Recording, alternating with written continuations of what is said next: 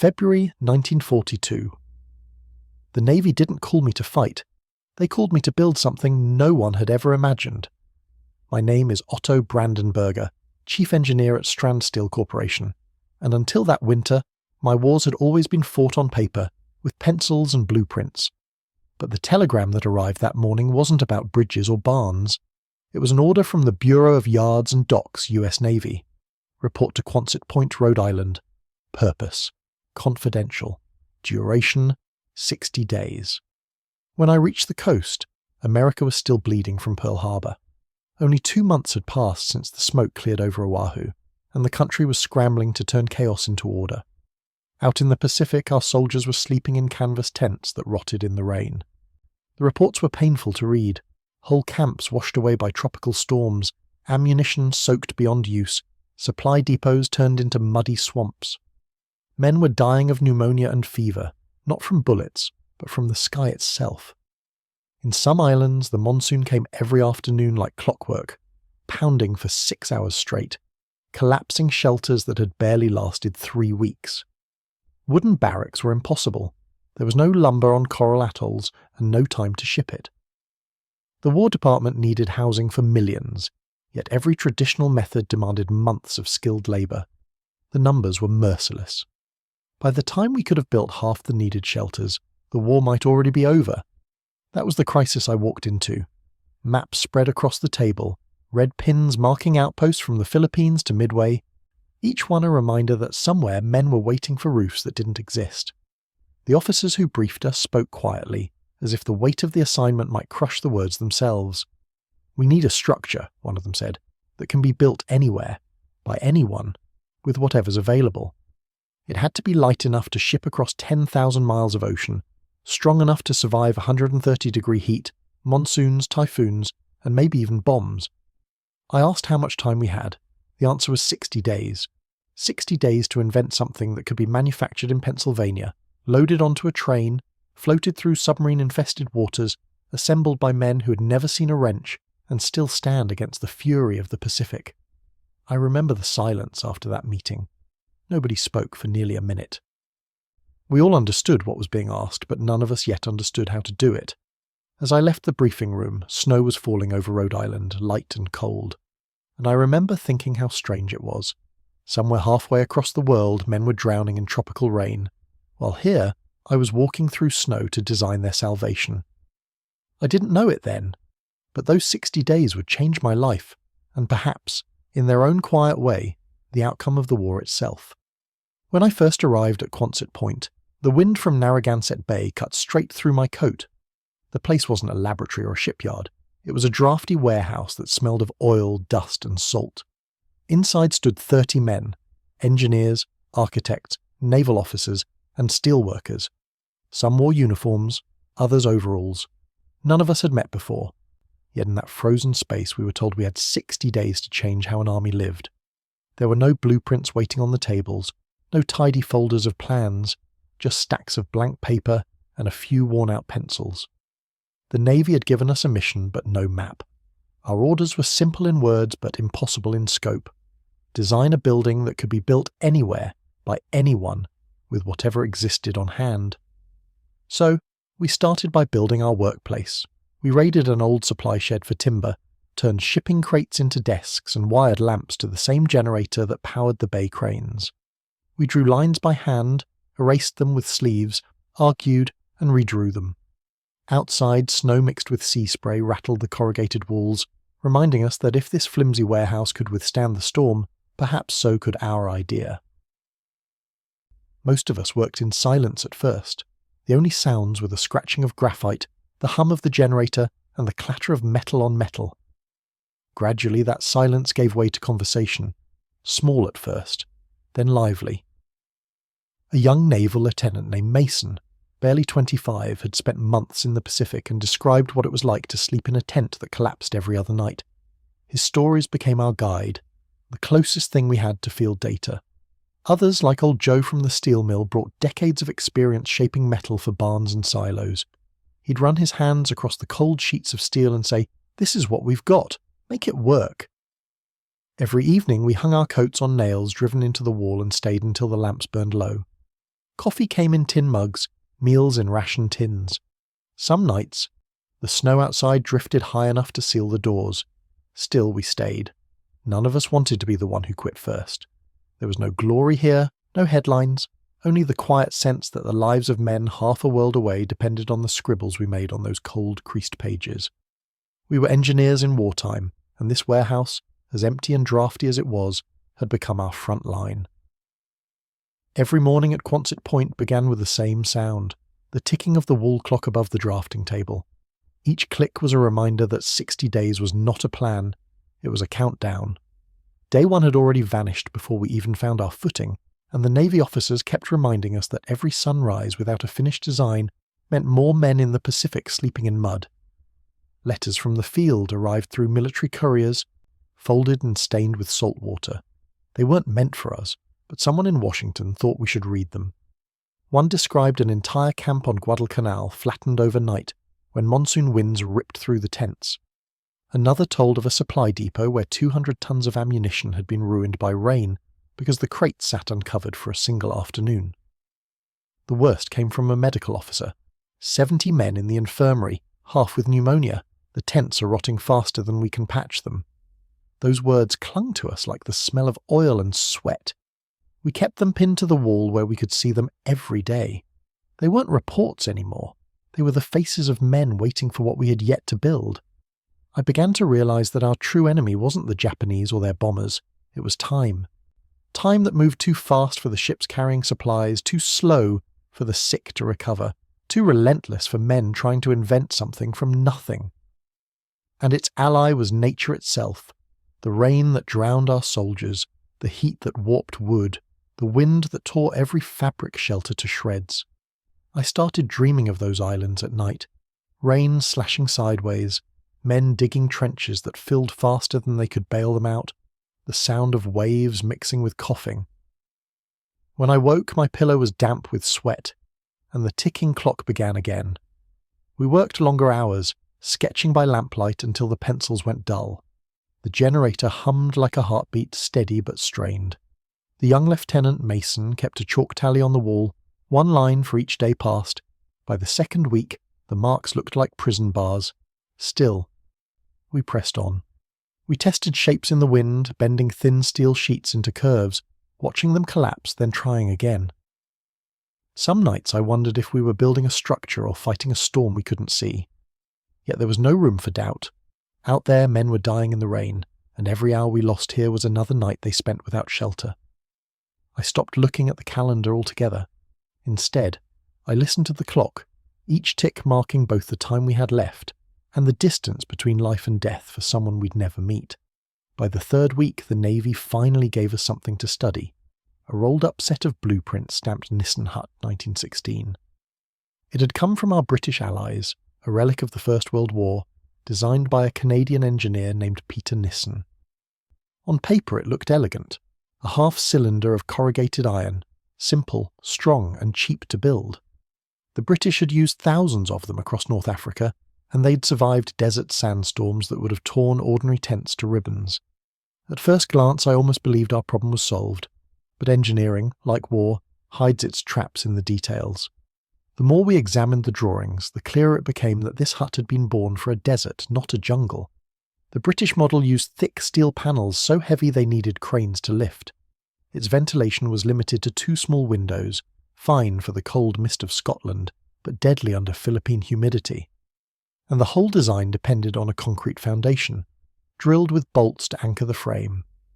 I looked at those notes and imagined the coral islands of the Pacific, where men would have to pour cement by hand under 100-degree heat and enemy fire. It was madness. If we use this, I told the officers, we'll be sending our men into steel ovens.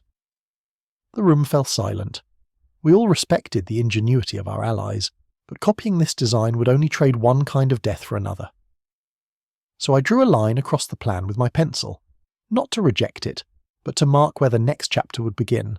We wouldn't fix the Nissen hut. We would reinvent it. The British had taught us the power of the arch, how a curved shape could deflect wind and shed rain naturally. We would keep that. Everything else had to change. No heavy steel, no concrete, no wood to rot or feed termites. The building would carry itself, its own skin acting as its bones, light enough for 4 men to lift, strong enough to stand against a typhoon. That night, as the others packed up, I stayed behind and traced a new curve onto the drafting paper. The pencil moved almost by instinct, sketching the outline of something that wasn't British anymore, but not yet American either. I didn't know what to call it yet, but I knew where it was born, in a cold warehouse by the sea, where 30 tired men decided that if they couldn't borrow a miracle, they would build one. The argument started over coffee gone cold. One of the architects insisted the hut needed an internal wooden frame, something for the steel skin to rest on. Without it, he said, the whole thing will buckle. Another engineer disagreed, slamming his pencil down. Wood won't survive a month in that climate. It'll rot, warp, and feed termites before the roof is even bolted on. The room fell into the kind of silence that always comes before a turning point. I looked around at the faces, tired, pale, each man clutching the same fear, that we were chasing a ghost. For days we had sketched, erased, and rebuilt the same designs, but every version depended on timber we couldn't use. That night, I stayed behind long after the others left. The generator hummed like a distant heartbeat, the warehouse dim except for the lamp above my desk. I stared at a discarded sheet of corrugated steel leaning against the wall. Its curve caught the light, and I noticed how it seemed to hold its own shape, how the ridges stiffened it, how gravity itself bent around it. Then the thought came, quiet but clear. What if the skin didn't need a skeleton at all? What if the curve was the strength? I pulled the sheet onto the table, traced its outline, and began to calculate the load it could carry if bent into an arch. The numbers surprised me. Even thin steel, if shaped correctly, could distribute weight evenly along its curve. No frame, no joints to fail, no wood to decay. Just geometry and metal. I called Mason back from his quarters, and together we clamped 2 panels into a half arch and pushed down on it. The steel flexed slightly, then held. We added more weight, sandbags, toolboxes, even one of the men climbing onto it. Still, it held. For the first time in weeks, laughter broke out in the warehouse. Not loud, but the kind that comes from disbelief turned into hope. We worked until dawn, testing the limits. Each panel, when curved, supported the next, like vertebrae in a spine. By morning, we had the beginnings of a new kind of structure, a self-supporting shell made entirely of steel. When the officers arrived to check our progress, they found us covered in soot and smiling like schoolboys. "What did you do?" one asked. I pointed to the arch. "No wood, no frame," I said. "It stands on its own." He didn't answer right away, just walked around it slowly, running his hand over the smooth curve. Outside, the wind picked up, whistling through the cracks of the warehouse, and the steel shell sang softly in reply. For the first time, we believed we could outsmart the weather, that perhaps, just this once, mankind could beat nature at its own game, armed with nothing but courage, geometry, and cold metal. After the breakthrough, the warehouse became something else, a living machine that never slept. We split into shifts, 12 hours each, though time soon lost meaning. The cots lined up against the walls were never all empty. When one man rose, another fell into his place. Meals came from tin rations, eaten cold between measurements. The coffee pot never cooled. Outside, rain drummed on the tin roof, a steady rhythm that blended with the clang of hammers, the hiss of welders, and the low roar of the generator. Sometimes the Navy's air raid sirens wailed in the distance, echoing through the fog, but no one stopped working. We were racing against an invisible enemy, not the Japanese, but the clock itself. Every hour mattered. Every mistake cost days. We called our process test, fail, fix, repeat. We would build a section, watch it twist under pressure, tear it apart, and start again. The floor was littered with bent bolts, cracked panels, and burned gloves, the wreckage of progress. Our notebooks filled with equations scrawled in grease pencil, smudged by sweat and rain. Sleep became a luxury, something stolen in brief moments, often sitting upright. I remember waking once to find a drafting ruler still in my hand, the imprint of its edge pressed into my palm. Mason kept track of time on the wall, crossing out days as if erasing distance. By the 4th week, the chalk marks blurred together, indistinguishable. "We don't have days anymore," he said, "only hours that happen to repeat." He was right. There was no morning, no night, only light and dark, work and silence. The smell of hot steel filled everything. It clung to our clothes, our hair, even our dreams. Some nights, lightning flashed across the bay, and for a brief moment the whole warehouse glowed white, the arcs of electricity reflected in the curved panels we were testing. In those moments, the metal looked alive, as if impatient to become something more. The officers came by once a week, bringing updates from the front. New islands taken, new storms destroying camps. Their words only drove us harder. By the end of February, we were running on nerves and caffeine, our hands blistered, our eyes bloodshot. Yet no one asked to stop. There was a sense among us, unspoken but shared, that failure wasn't an option. Out there, men were dying because the rain never stopped. In here, we had to make something that could stand against it.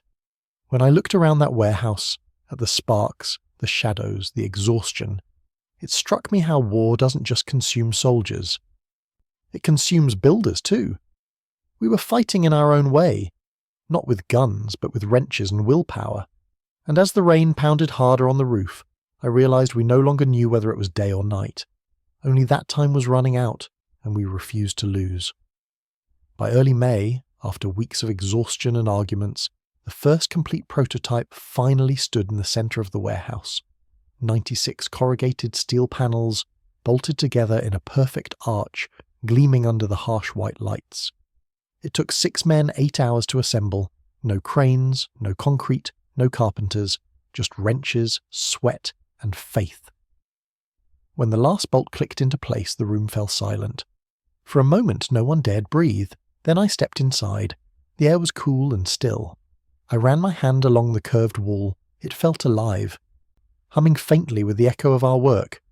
We had built a shell, yes, but it felt more like a creature, born from sleepless nights and stubborn hands. Outside, the Navy had set up a field test site near the docks. They wanted to see if this thing could really survive what the Pacific would throw at it. We rolled the prototype out on rails, the panels glinting like fish scales in the morning sun. The wind coming off the bay was fierce that day, the kind that bent flagpoles and scattered papers. Perfect conditions, they said. We tightened the last cable, stepped back, and watched. The gusts hit first, hard enough to make the structure shudder. The arch flexed, groaned, then held. Then came the rain, sudden and punishing, slashing sideways across the steel. Water streamed down the curved sides and pooled harmlessly at its base. The sound inside was like standing beneath a drum, loud but strangely steady. When the storm finally eased, the hut still stood. Not a single bolt had sheared. The officers looked at each other, half in disbelief. Mason laughed first, a raw, tired laugh that filled the air. "It's alive," he said, and he was right. We had made something that could endure. It wasn't graceful or beautiful, but it had strength, the kind that comes from necessity, not design. That evening, as the clouds cleared, I sat on a crate outside the warehouse watching the setting sun reflect off the curved steel. Someone asked what we were going to call it. I looked toward the bay, toward the hangars where our little miracle had been born. "Call it Quonset," I said. The word wasn't elegant, but it felt right. Solid, unpretentious, the way the hut itself was. None of us knew then that the name would travel farther than any of us ever would. Quonset, born from exhaustion, built from steel, and destined to outlive us all. Once the tests were complete, the Navy wasted no time. Approval for mass production came in a single telegram, only 3 words long. Proceed immediately. Priority 1. From that moment, the quiet warehouse at Quonset Point became the heart of an industrial storm that swept across the country. Steel mills in Pennsylvania, Ohio, and Illinois switched overnight from building silos and water tanks to rolling the curved panels that would form our huts. Trains thundered through the night, carrying coils of galvanized steel eastward to Rhode Island and westward to new assembly plants in Chicago and Detroit. Every factory floor glowed orange with heat and sparks. The smell of molten zinc hung in the air as the panels were dipped in great vats to make them rust-proof, a shimmering skin that would let them survive salt, rain, and time itself. I remember walking through one of the plants in late June, the sound so loud it felt like standing inside a living engine. Men in heavy aprons guided sheets of steel through rollers, that stamped them into the familiar corrugations. Others stacked the finished panels like oversized playing cards, each one marked with a serial number and the small logo of its maker. Every 10 minutes, another Quonset kit was complete. 96 panels, bolts, and end walls, packed tight like nested bowls. When I asked one of the foremen how many they could make in a week, he just smiled. "As many as it takes," he said. "We've got boys out there waiting," and he was right. The huts became more than just buildings. They were lifelines. Each one meant 30 men would sleep dry, ammunition would stay usable, and medical supplies wouldn't rot in the rain. The thought carried me through the fatigue. I began to think of every bolt tightened, every crate sealed, as an act of protection. Each hut, I told the younger engineers, is a life we're saving before it's even built. The Navy's logistics teams worked with ruthless precision. Railcars left every morning loaded with Quonset kits bound for the ports of San Francisco, Seattle, and New Orleans. Liberty ships waited in the docks, their cargo holds filling with steel shells destined for the far corners of the Pacific. At night, when I looked at the maps, I traced the routes in my mind, lines of iron stretching from the heart of America to islands no one could pronounce. We were no longer just engineers. We were part of something vast and relentless, a machine made of men and metal turning in perfect rhythm to the pulse of war. And though none of us carried rifles or wore uniforms, we knew exactly what we were doing. Each Quonset hut that left the factory was a weapon of endurance. We didn't fight on the battlefield, but make no mistake, we were fighting all the same. The telegram came on a grey morning in August, its envelope torn, its corners dark with fingerprints. The heading read, Guadalcanal, Field Report. I opened it without breathing. The first lines were brief, mechanical, but the meaning hit like thunder. Air raid 0400 hours. One 500-pound bomb detonated approximately 40 meters from Quonset structure. Palm trees destroyed, canvas tents obliterated, Quonset, minor dents, fully intact, personnel unharmed. I stared at those last two words until they blurred. Personnel unharmed. For months we had imagined storms, tested wind, measured weight and stress, but we had never imagined this. Men crawling out from smoke and mud because a curved roof of steel had held above them. The next page carried a handwritten note from the commanding officer. Recommend immediate expansion. All other shelters failed. These saved lives. That single sentence erased every doubt I had ever carried. In Rhode Island, we had proved metal could resist wind. In the Pacific, it had learned to resist death itself. Later, a letter arrived from one of the mechanics stationed there. His handwriting was rough, letters pressed deep into the paper. The tents went first, he wrote, then the palm trees. We thought nothing could stand, but the hut just bent and breathed like a lung. When the smoke cleared, it was still there, and so were we. I read that line again and felt something shift inside me. It wasn't pride. It was quiet gratitude, heavy and real. All those nights of grinding steel, all the arguments about angles and bolts, it had all led to this single breath taken beneath a roof that refused to fall. I folded the report carefully and set it on my desk. Around me the other engineers talked in low voices, but I barely heard them. I could almost see those men stepping out into the dawn, their uniforms blackened, the curved metal glistening behind them. The same panels we had shaped by hand, now scarred and still standing, like soldiers who refused to bow. I thought of the noise we used to make in the warehouse, the sparks and shouting, and how we had believed we were fighting against time. We were wrong. Time wasn't our enemy. It was waiting for this moment. That day, the Quonset ceased to be a project. It became a promise that what human hands create in desperation can, if built with care, shelter not only bodies but the fragile belief that we might outlast the storm. By late 1943, the reports began to sound like stories from another planet.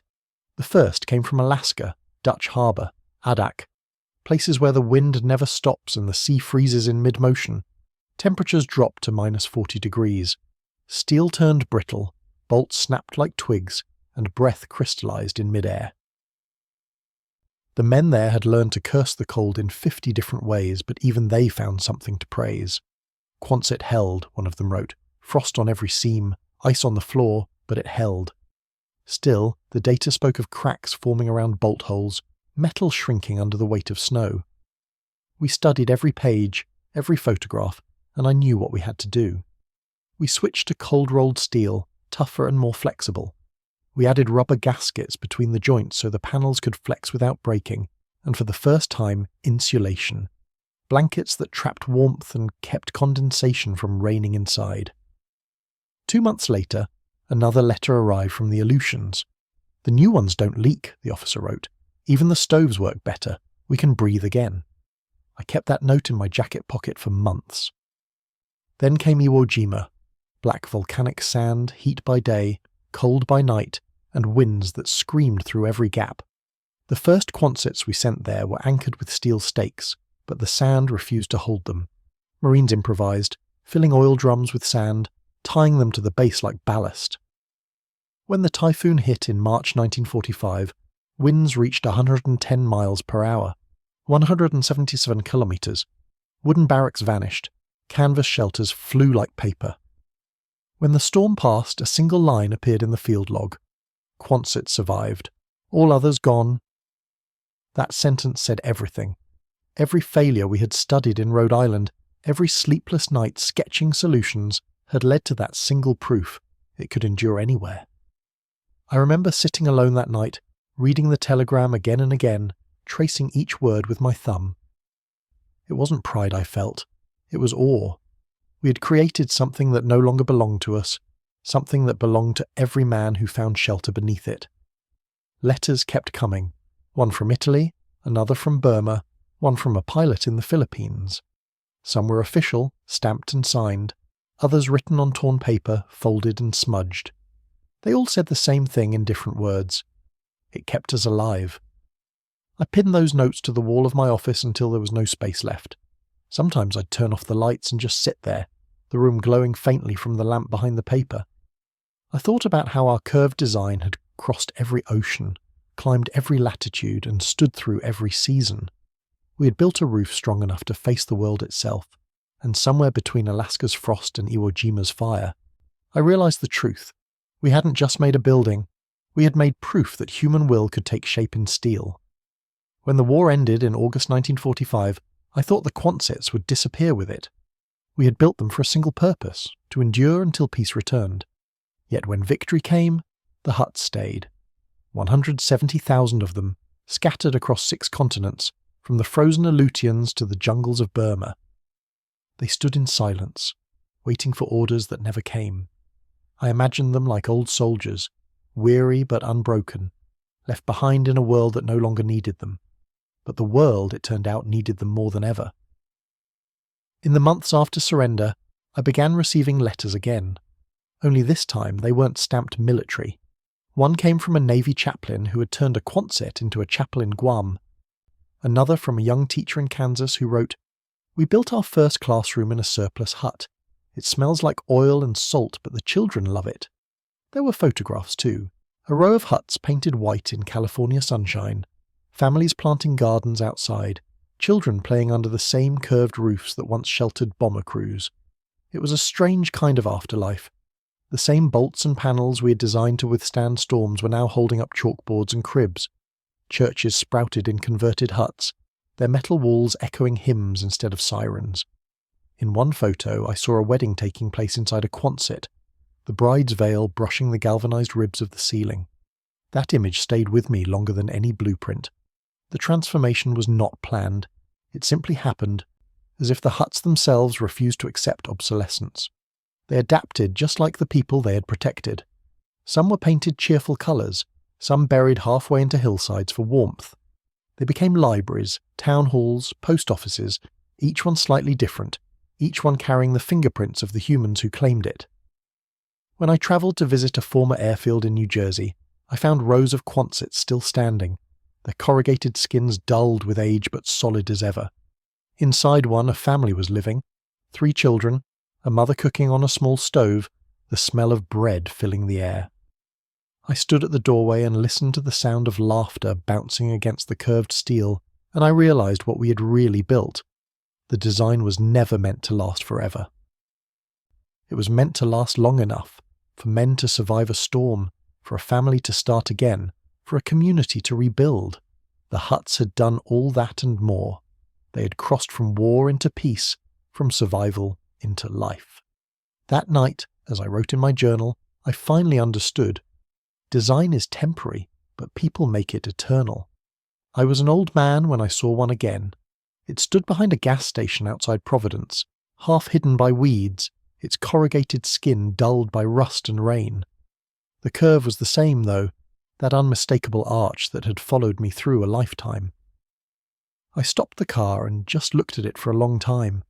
A Quonset hut, abandoned, forgotten by most, but to me it was like meeting an old friend. I walked closer and ran my hand along the steel. It was cold, rough, alive in its own quiet way. For a moment, I could hear the echoes again, the hammering, the shouting, the hiss of welders in the warehouse at Quonset Point. I saw the faces of men long gone, young and hungry, racing against time and war. I thought of the letters too, from Alaska, from Iwo Jima, from families who made homes inside what we had built for war. The world had changed, but the arch had endured.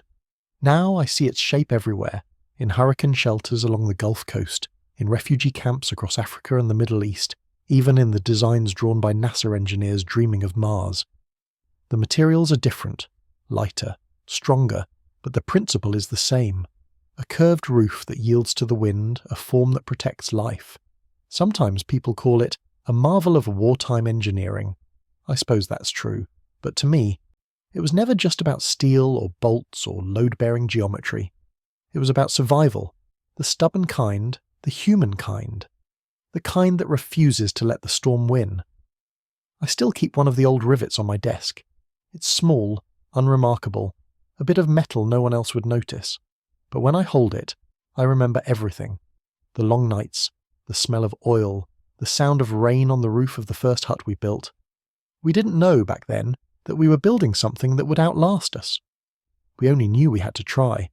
I wasn't a soldier, but what I built helped soldiers survive, and maybe, one day, another world.